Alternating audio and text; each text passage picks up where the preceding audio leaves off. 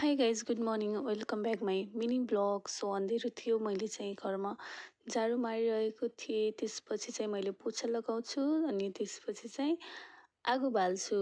अनि मेरो छोरो उठिसकेको थियो, सो मम्मूले मलाई दिनुभयो।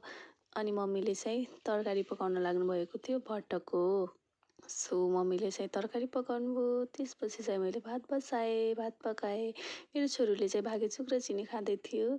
सो छोरीको हरकत देख्नुहोस्। अनि त्यसपछि मम्मी चाहिँ काममा जानुभयो। हाम्रो घरको फुलबारी देख्न सक्नुहुन्छ गाइज। सो त्यसपछि चाहिँ काम लागिसकेपछि मैले तोरी सुकाएको थिएँ। तोरी सुकाइसकेपछि चाहिँ हामीले खाना खायौँ। त्यसपछि चाहिँ खाना खाइसकेपछि चाहिँ भाँडाकुँडा धोइसकेको थिएँ मैले चाहिँ। अनि त्यसपछि मेरो छोरी सुत्यो। त्यसपछि मैले थोरै कपडा थिएँ सो धोएँ। त्यसपछि चाहिँ मैले मेकअप गरेँ टिकटक बनाउनका लागि। सो म रेडी भइसकेको थिएँ। सो गाइस, आजको भिडियो यति नै। सो भिडियो मन परेमा लाइक कमेन्ट एन्ड सेयर गरिदिनु होला, च्यानल सब्सक्राइब गरिदिनु। सो भेटौँला नेक्स्ट ब्लगमा। Okay, bye by.